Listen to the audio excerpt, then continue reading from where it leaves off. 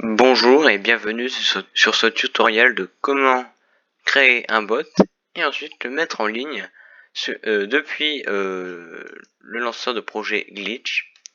Donc tout d'abord vous allez vous rendre sur glitch.com et vous allez cliquer sur le bouton en haut à droite New Project. Vous allez ensuite cliquer sur Hello Express. C'est le projet le plus simple dont nous avons besoin. Le projet va ensuite se charger, nous allons devoir attendre un tout petit peu.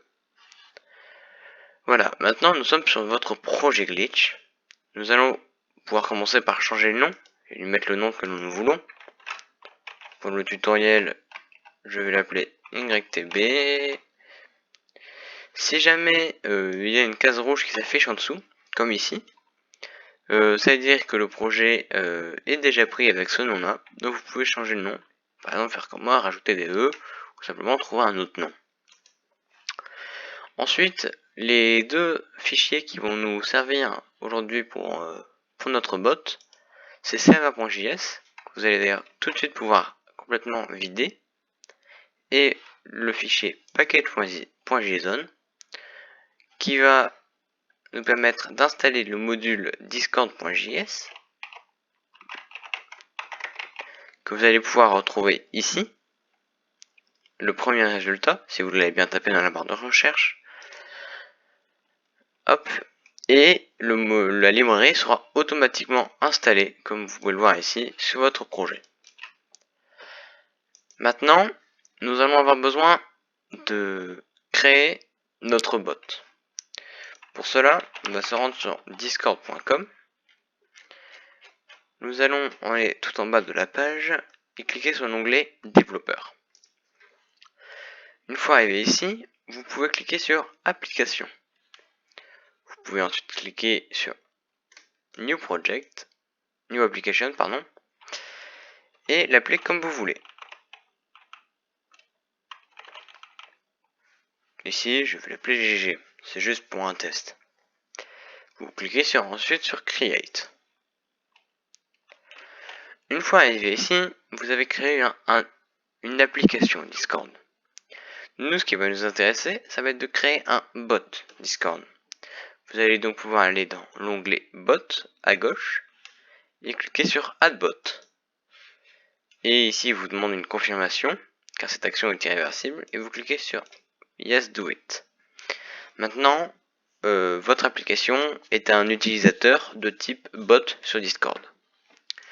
Ce que nous allons faire, ce que nous allons commencer par faire, c'est l'inviter sur notre serveur. Nous allons pour cela nous rendre sur Discord Permission Calculator. Tous les liens seront en description. Vous cliquez sur le premier résultat qui est là.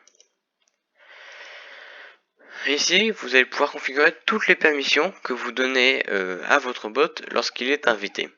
Pour les biens du tutoriel et pour qu'il soit court, nous allons juste lui mettre la perm administrateur. Vous pouvez totalement le configurer.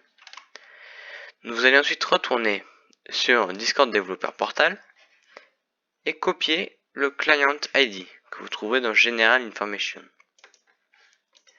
Vous pouvez ensuite le coller dans l'espace où il est écrit Client ID. Et voilà.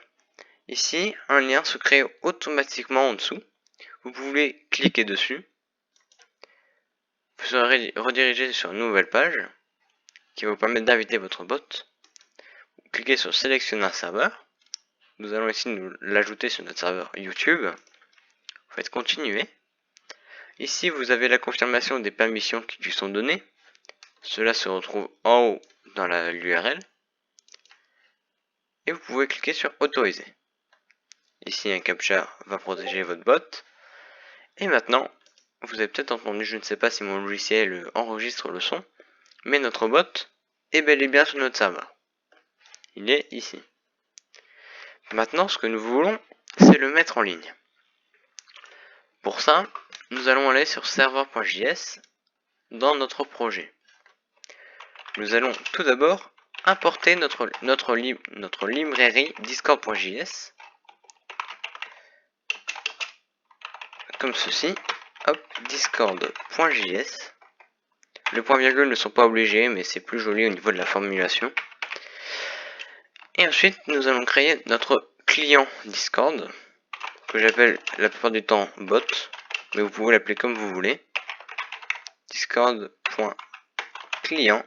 Faites bien attention au C majuscule, c'est important, sinon vous aurez une erreur, c'est un peu problématique. Maintenant, nous allons faire en sorte à ce que notre bot s'allume, et pour cela il doit se login, s'enregistrer. Donc nous allons utiliser la méthode de Discord.js, bot.login, donc client.login si vous préférez. Et ici vous allez devoir insérer le token. Le token, vous le retrouverez dans votre application Discord, dans l'onglet bot. Vous allez, ici vous voyez il y a écrit token. Je peux vous révéler, de toute façon il sera changé d'ici là. Et vous pouvez cliquer sur copie. Attention, ce token, vous ne devez le révéler à personne, c'est la carte d'identité de votre bot. Si vous la donnez, tout le monde pourra mettre le code qu'il veut sur votre bot et pouvoir faire des choses plutôt néfastes. Je vous conseille de faire très gaffe à ça. Vous pouvez ensuite retourner sur votre projet, changer ça et rajouter votre token. Encore une fois, vous pouvez mettre un point virgule, mais ce n'est pas obligé.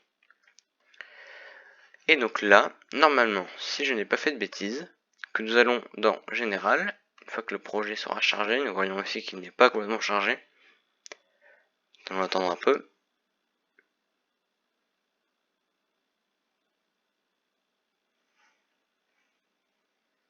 Je vérifie quand même.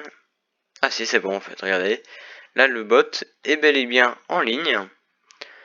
Donc nous avons bel et bien mis notre bot en ligne comme il fallait, et nous avons créé notre application également. Si vous voulez avoir une certification que votre bot s'est bien mis en ligne, vous pouvez rechercher un événement. L'événement Discord c'est ready. Et ici vous allez pouvoir mettre un console.log. Dans le console.log, nous voulons par exemple mettre le nom du bot et connecté. Pour cela, nous allons mettre bot.user.username. Je vous invite à regarder dans discord.js pour pouvoir avoir toutes ces informations là. Et ici, is connected.